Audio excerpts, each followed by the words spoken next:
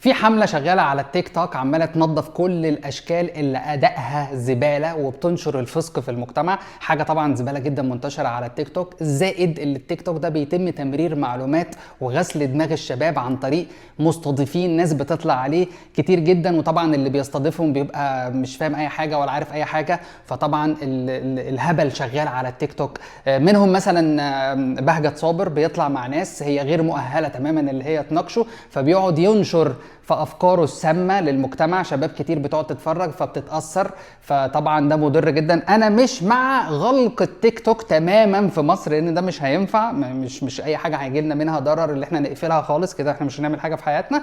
اللي عايز يطلع على التيك توك يطلع يتكلم باحترامه ويقدم محتوى محترم. انا شفت 2 رجاله خرا بيبوسوا بعض، هحط لك صورتهم، ده بجد. انا كنت بحسب ان هم باسوا بعض كده، اللي هم ده اي اي مثلا. دخلت ادور قلت لا ده اكيد اي اي، ده اكيد ده ظلم، لا ده اكيد ده ما حصلش. فعلا لقيت واحد اسمه كريم بيبوس واحد اسمه عمر معاق، هو كده من ذو الهمم، بيطلع برضو يتكلموا على ايحاءات جنسيه بالهبل. القرف اللي انا شفته ان هم يوصلوا للمرحله دول ومتسابين كده، ده لازم وقفه جدا. في واحده تانية شغاله مع منظومات او منظمه اورجانيزيشن، يعني اللي هي بالعربي منظمات، شغاله مع منظمات معروفه ان هي ليها علاقات استخباراتيه. هي شغاله، هي انا اعتقد ان هي هبله مش عارفه الكلام دوت. بتعمل افلام اباحيه بيطلعوها معاهم وبتقعد تتكلم معاهم في حاجات اباحيه. انا بطالي اي حد يطلع معاها دي، تعالى حبيبي انت بتعمل ايه؟ دي بتنشر الفسق، المفروض دي ما تطلعش. عايشه هي في هولندا، مش عارف اسمها كارما تقريبا او حاجه زي كده. ارتبطت بناس، عدت يعني على ناس، الناس دي مرتبطه باجهزه امنيه معاديه ليها اجندات معينه بنشر افكار معينه في الشرق الاوسط. دي موجوده يعني ومعروفه بيطلعوها. دي طبعا يعني حاجه زي الخرا. واحد تاني اسمه مش عارف خالد الرسام او حاجه زي كده، بيطلع يقول ايحاءات جنسيه بالهبل.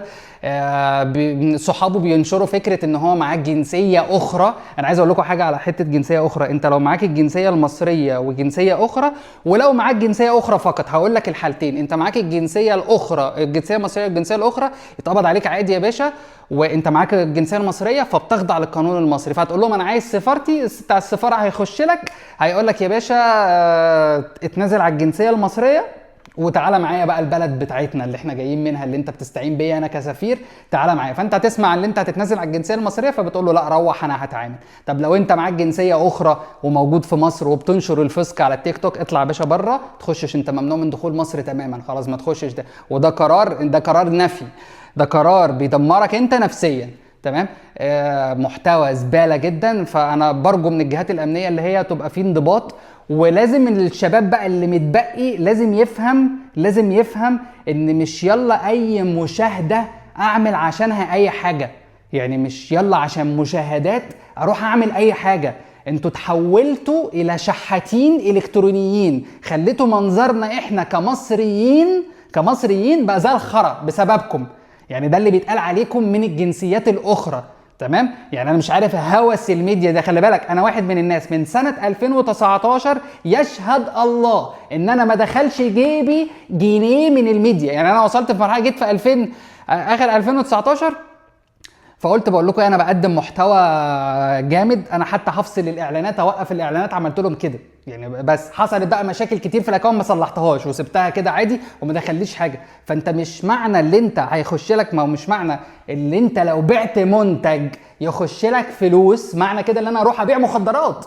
فاهمني؟ مش معنى ان السوشيال ميديا بتديك فلوس مش معنى كده ان انت تقدم خرا، واخد بالك؟ فالحمله اللي اشتغلت على السوشيال على القرف اللي احنا بنشوفه على التيك توك انا بدعمها.